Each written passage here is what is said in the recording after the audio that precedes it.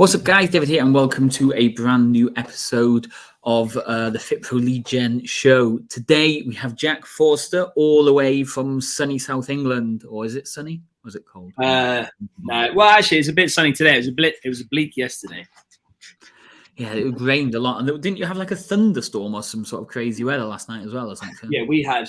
It's been a bit gnarly over the last couple of days. It's been our gym's held up, so that's all that counts. Nice. So Jack is one of the two of the Emotion Fitness team down in Poole. Poole Dorset. Yeah, try to remember that. And today we're going to talk all about future progression inside the fitness industry. But before we do dive into that, can you share a little bit about how you got started and why you took on such a massive unit as your first place? So I got started in the fitness industry 17 years ago now. So it all started from, I got a job in a leisure club for work experience. Nice. And then it started from then. And within work experience, they put me on my level 2 health and leisure, or leisure and health. I can't remember what it's called now. And then that basically sparked the process to go into the gym world. But I had to jump through a couple of hoops first. From there, then I went on to another council-run gym. Was a team leader on that front, but within the lifeguard and healthcare still, and the leisure club side. And then there was an opportunity to get into the gym, and then I went into the gym. And yeah, from there I've not looked back really. Started as a gym attendant, and that was then doing everyone's health checks, screening everybody, welcoming everybody in the gym, cleaning the gym, doing everything you can think of. Then went to sort of like a team leader role quite quickly there. And then we lost our general manager for the gym, or the fitness manager. So I didn't get the role. I just kind of acted as it. So I was like acting fitness manager. And then went to join the Royal Marines and got medically discharged with compartment syndrome. So then when I couldn't go back to my previous gym, so then I applied to go to David Lloyd. It was Virgin Active at the time. And then, got the job there. And that started that journey. Then back then when it was Virgin Active, you had different like tiers. So it took me about 2 years to get to Master PT. And then obviously I'd met my business partner there. We kind of climbed the ranks. And then stuff started to change there. And then we were talking about Emotion Fitness Hub for probably about a year and a bit before we pulled the trigger. And that was, looking back at it, that was crazy, because we started with all these different names, and some of it was mad. And then some of these ideas we had, and now we are where we're at, and we've got something epic.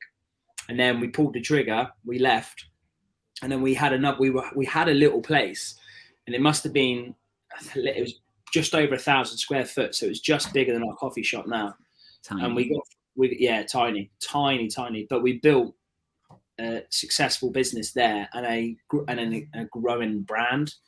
And then we come out of the first lockdown, and James, my business partner, basically said to me, we need to have a look about this, because we're not in trouble, but we will be in trouble because of the restrictions that were laid on us at the time. And in every other gym, it just wouldn't have made financial sense to stay there. Like where I live, we live next to Sandbanks. So we're one postcode away from one of the richest postcodes in England. So we get prices down here for rent and cost of living is quite high. So it was kind of, we were having a little look around, and we went for a place that was smaller than what we've got now, and it kind of fell through at the last minute. And the next day, James sent me this place that we're currently in, and I went and had a look at it and set up a meeting, and I was like, mate, we've got to take it. And then we took on a 6,000 square foot premises. And so, yeah, but if you take into height and stuff like that, we probably 10x'd our, footage really for the gym size. And we only still had our current gym members. So it was a massive risk, but it was one that we needed to take. And it's paid off. Nice. Okay, yeah. So for most people listening, that's like 3 times the size of our gym. It's massive, yeah. Okay, so one question that's always questioned me, or I've always thought about before we dive into the main topic, is the partnership elements. Like you said, you and your partner are working together in Virgin Active. Obviously, you've set the first gym up and then you move into a much bigger gym then. How does a partnership work? Is it, if it was something you were going to do again, would you do a partnership again? Or is the partnership the best thing you did? Oh, 100%. I think you've really got to work with the partnership. It's not plain sailing. But I think we both know the common goal and both know what we're trying to achieve. Yeah. And like James's strengths are my weaknesses. My strengths are his weaknesses. Well, not weaknesses, but they're not as strong as you want to be. And without forcibly going down that route of saying, "Hey, mate, you are crap at back end office stuff, but you're really good on the gym floor," we kind of just fall into it, and we've never really had that discussion. It's kind of like, right, you need to do this because this is what you like to do. I'll do this, but I need help. This is how it's done, and so on and so on. So, we sit in the same office, we speak to each other every day, but I also think that we're not afraid to have difficult conversations. So if stuff needs to be done and stuff needs to be said, then it will get done. And if we need to buy stuff, then it's kind of just like, I'll get a phone call or a text message saying, "Oh, I've just bought this because we need it." That's fine. Because I know, and I trust him that the future thing is, it's not to the sort of, what's it called? I can't remember the name. Basically, it's not going to damage the gym. All it's going to do is going to promote what we're trying to achieve. And he's not just buying a set of 50k dumbbells just for him to use rather than anybody else. No. And that's the good thing. Every time I know something's being bought, it's for a reason to give back. Yeah. And we're very much sort of like, and you've got to be, but we really are much. I really believe that we do everything we can for our members. If equipment's done, one of us will get someone straight in and get it done. And we don't need that connection. We just know it's getting sorted. Yeah. Okay. So 100%. Carry on. No, go for it. I was just going to say 100%. If you trust someone, it is the best way to get into it, because you are then just literally going to spread the workload. Yeah. Nice. Okay. Easier. So we're going to talk about your thoughts on future progression and the fitness industry and all that. But moving 2 or 3 years down the line now, where do you see Emotion Fitness? So like you've gone from this tiny place to this massive place. What is kind of like your future plans? So I think we've got to basically establish the brand. And the one gym that I would say, we sit in the strength and conditioning world. So you'd come into our gym and you'd be like, it screams CrossFit. But everything that we do is linked and backed by like the strength and conditioning, that side of the body of work. So if you look at the one gym in my eyes that is doing extremely well right now, and it's got to be the March On brand with Ollie March On and his brother. Now, they're doing everything that we can do here, but just on a bigger scale. But that's because where it's at. So I would say if you're don't aim to be those guys, because they are different to me and James. But that's probably where you want to be. You want to be leaders in the field while building your brand. They have a successful brand. They have a successful training program that backs it. We have a up and coming brand, and we also have a very good training program. So we just need to make sure we merge the two together. We do stuff properly. We're good people at the end of the day, and we deliver a service that we promise to deliver. And that's only then going to, take those steps forward. It just has to be tiny steps, but over 3 years, it will take you to somewhere where you are going to be. Nice. Okay. So we've come up with a title of Future Progression in the Fitness Industry. First of all, what does that mean? So in my eyes, it would be taking what we already have now, developing it across all aspects of fitness, and then making it better for the future. So what we have now, taking it, making it better, so the younger generation have a better foothold in fitness, nutrition, health, mindset, everything. Because health and fitness comes under massive. So as long as we improve the whole aspect and the whole scope of it, all we're going to do is win. Nice. Okay. So when you say we're kind of improving it for the next generation, are we starting to promote health and fitness to the younger generation now? Or are we working on the older generation, our clients now, who will then feed back down into the younger generation with traits and habits that they've learned? Yeah, so I think that works hand in hand, because I think the way our advertising is marketed, it's aimed at, right now ours is aimed at a younger generation. We've just switched it to go to an older generation, and we found straight away that the older generation are coming in and they're a little bit scared and a little bit sort of off put, because they're like, fuck, this is a big gym, like this all weights, there's no cardio, where's the mirrors, that kind of stuff. But we firmly believe that when you're in the gym and you're training, then you start to play on the mindset. And you're not playing on the mindset to, con them out of stuff. You're playing on the mindset to say, hey, this is how you should do stuff. Gone are the days when it's the 1990s, you're in your high set lycra and all you're doing is jumping on a step box, jumping down, touching toes, and that's, you're doing an aerobics class. The science has come on so much now that we can say, hey, let's put you under a S&C strength system. Let's put you under a 12-week progressional course. You're going to get stronger. You're going to get fitter. You're going to lose body fat. Your health's going to improve. This is what you need. And then so you do that with the youngsters. You get the older guys in. They start to learn, and then because everyone talks to everybody. Grandparents have children, and children have grandparents, and they're starting now because of the way social media is so big. Everyone's talking. You just need to link it all up.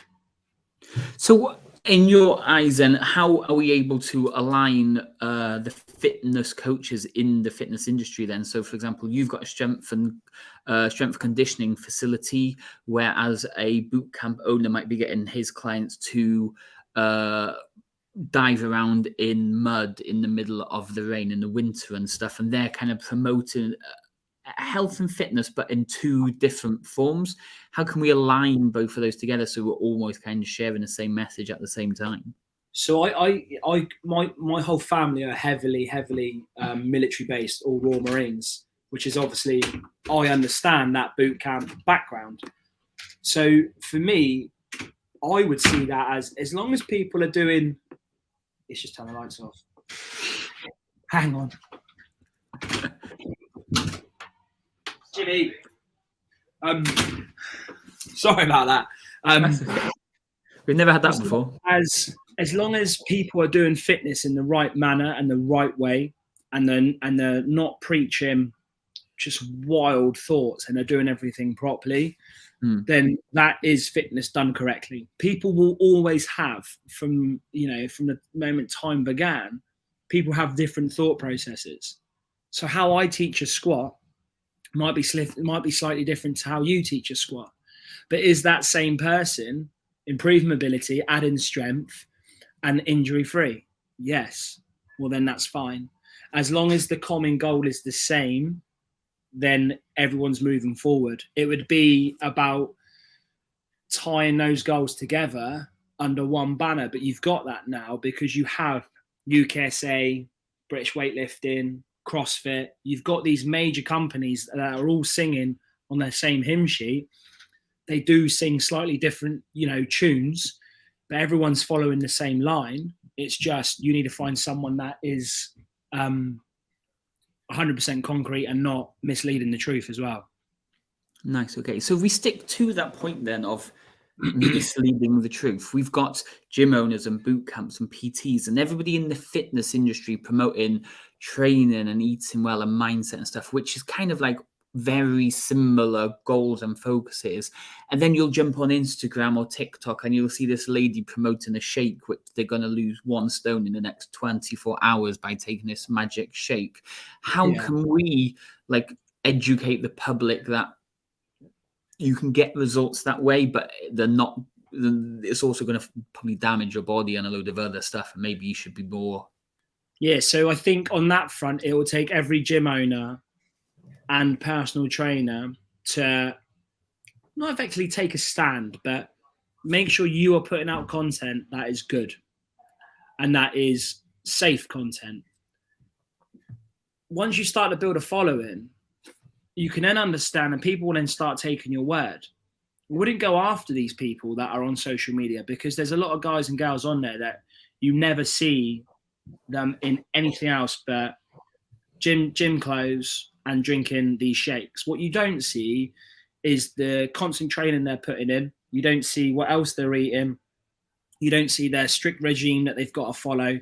And you probably don't see the hundreds of thousands of photos that have gone before them to get this one shot that says, hey, look at me, I'm drinking this, shake from a company. And I feel perfect, when probably you feel absolutely baggage. There's nothing you can really do about that, because we only have a following. We've got a grand scheme. We could probably reach 30,000 people a week. They probably do 100,000 people per photo. So we can't really challenge that. But as a collective group of people that want to actually make the correct decision and change people for the better, and not through gimmick ads and drinks and so on, you've just got to keep putting out good content, keep putting out, and it will grow. But it's never going to grow in one day. It's never going to grow in 1 week. Like I say, I've been in this game 17 years. I've seen every single fad and drink and shake, and I've seen them come and go, get reinvented and come and go again. This is about the long game of promoting health for years to come. So as a business owner, we're talking about it's going to take time. Yet we've got some businesses who are really struggling and stuff, yet they're having to battle with all these people offering these quick fix results. Yet we know what they can do is really good. How can a gym owner, obviously being one yourself, promote and encourage people to join their program, which might be a short-term fix to a long-term success, like a 6-week or 30-day program, compared to somebody who's going to go and join this shake thing, which they're going to lose 2 stone in like a week or something? How are fitness businesses supposed to battle with that and promote their stuff? I think is that you've really got to get on the face of the camera. So we do Q&As, we do live talks, we do events, we try and get ourselves out in the public. We try and become a name, myself and James and the other coaches try and, under Emotion Fitness Hub, try and get out into the faces of people so then they can see you, because they're going to believe in you at the end of the day. So you might have a great program, but you can't sell. Well, then nothing's going to come of it. I truly believe that you need to be at least seen to be on the camera, at least seen to be out in public or doing something, and be known to have that. All right, that's Jack. He owns Emotion Fitness Hub. Smashing. He's a good guy. He kind of knows what he's on about, or he's stronger in here, but he's got James knows this. I think you've really got to put yourself out there and believe in yourself, and then use the people you've already got, lean on those current members, and then find a way to entice their friends to come in through deals, through, if you get me a couple of members in, I can then, look at your membership for a bit, and you just play the game a little bit until you're at the next level. Yeah, I'd have to agree with that. There's massive stats that say if you put your face or your staff's faces on these pictures, on these videos and stuff, the people are going to connect with you a lot more. But then what happens if I'm petrified? I hate having my picture taken. I'm scared of being on videos and being on podcasts and stuff. And so where do I go? You've got to do honest social media. So I make sure through our advertising that we have a range of everybody, and we get told all the time, I need more photos of these people in, or we've got to, and you can have a look at your ad spend, and that if you've got 6 people with their tops off and they're all stacked, that's going to put off 80% of your clientele. Right. But then let's switch it up. Let's use another class. Let's use that, because then everyone will see one advert and go, oh, those guys were always, and those girls were as fit, and, they're all sweating. But then I saw another class and it was, a load of different other people of all shapes, creeds and colours and kinds, and they were still having loads of fun. So what the hell's going on in this gym? There's a collective group of everybody.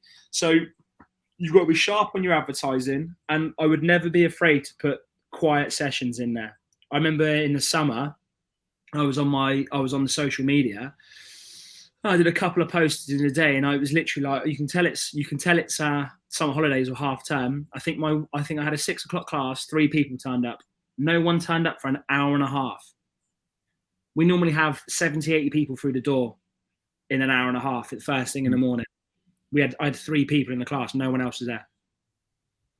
And then everyone started turning up. But I made sure to put that on social media, because I was just like, it's okay to show quiet classes, because then you're appealing to like a different type of people.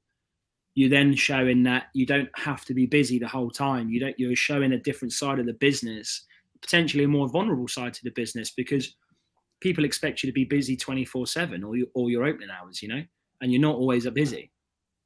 Okay, so like we mentioned at the start, then you can either target the younger generation, or you can target the older generation. The older generation will feed back down to the younger generation. But if we are then going to target this older generation to try and teach them habits and just general knowledge to benefit their children, their family, and so forth, what happens if our audience is, like you say, a tough nut to crack?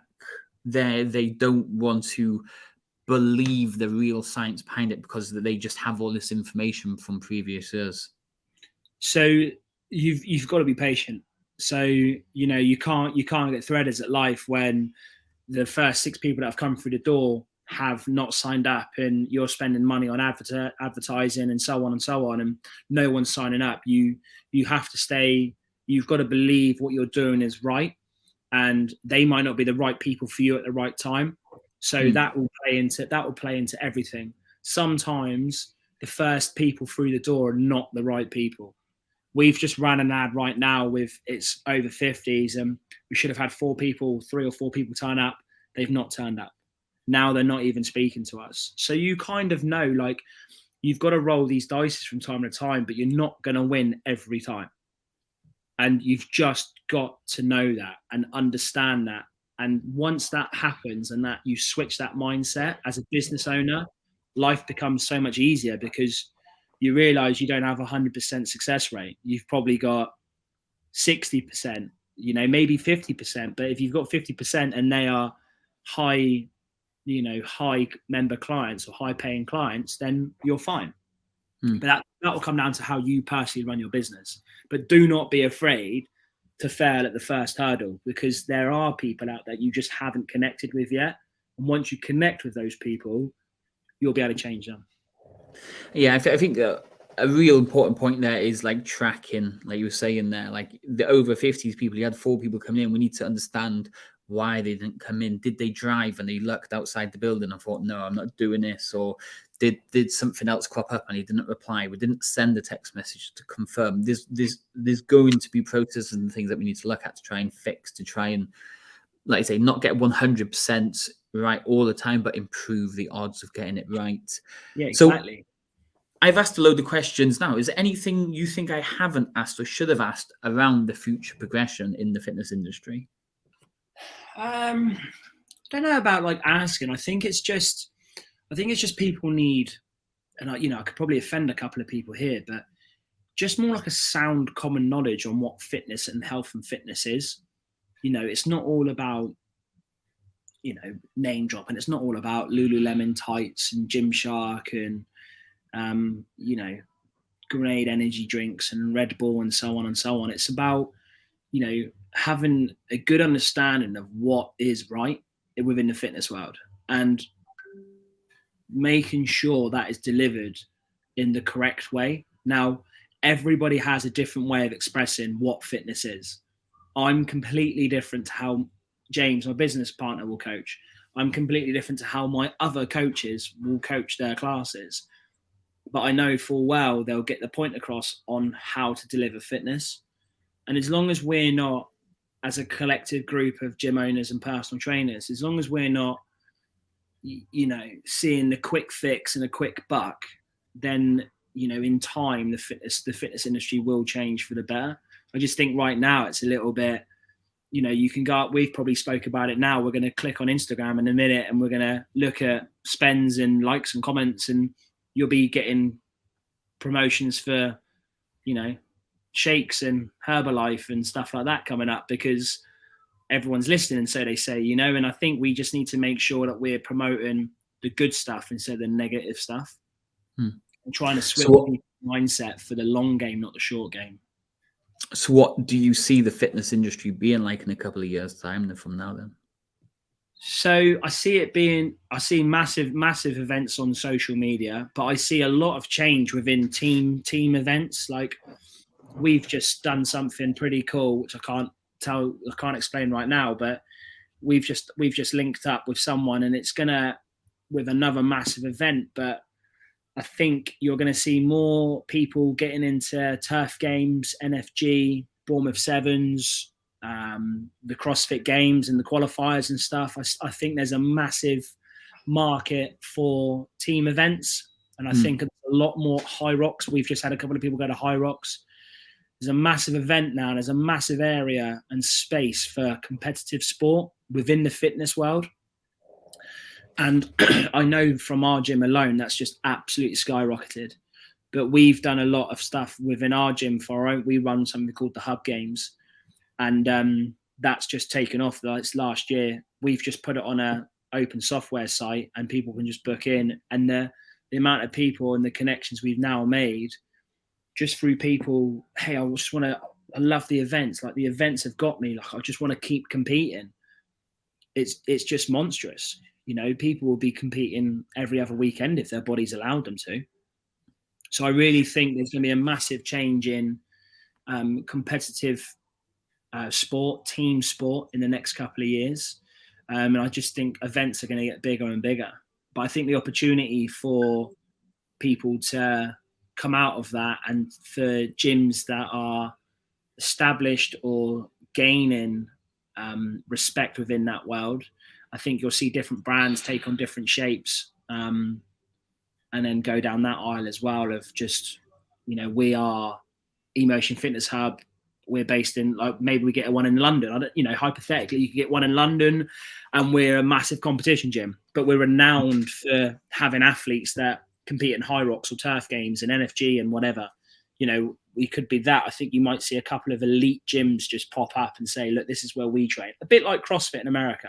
You know, CrossFit Mayhem, you know, Rich Fronin's gym, he has there's 5 or 6, you know, CrossFit athletes that are based there. So you might start to see that happen. Nice. Okay, so for anybody that is watching or listening now or further down the line, where could they reach out and probably have this chat in detail with you about the future progression, or even just chat about how you've progressed yourself in the fitness industry? Yeah, so we're based in Poole in Dorset. So Emotion Fitness Hub, Poole or Dorset. Come and see us, drop in. Instagram is at Emotion Fitness Hub. And then obviously email jack@emotionfitnesshub.com. Feel free to reach out however you want to reach out to us. If you go for Instagram, it's myself or James that will pick it up. We'll give you a message, and if you're back, drop in, have a training session. More than happy to help that happen. And we'll just go from there. And as long as we're pulling the same way, it's all going to be singing and dancing. Nice. I think the big thing for all of us, it's all about just being positive all the time. Positive, happy, and it can really it shines through at the end of the day, really. Yeah, it does, and it's when you mean and care for it. If you're fake and it's not working, people will read you and they will see you, and you'll either have a gym and you won't have a gym, or you'll have a business and you won't have a business. Yeah, you know, people read people. So if you're going to enter this game, mean it, actually want to do well, and you will do well. It just might take a year or 2. Or 3, depending on how everything's going. 3 or 4, yeah. Maybe 5, depends on this crisis, but who knows? Yeah, as long as there's no more COVID, that's the main thing. Oh, yeah. Yeah, I can't be doing that again. That sucked. No worries, Jack. Appreciate your time today. Thank you for coming on. We'll probably get you on further down the line again, try and talk about other things and kind of see where Emotion is going as well, and maybe check in to see how the Hub Games are growing as well over the years. Yeah, do it. More than happy to do that. Thank you. Cheers, Jack. We'll speak to you soon. Thank you.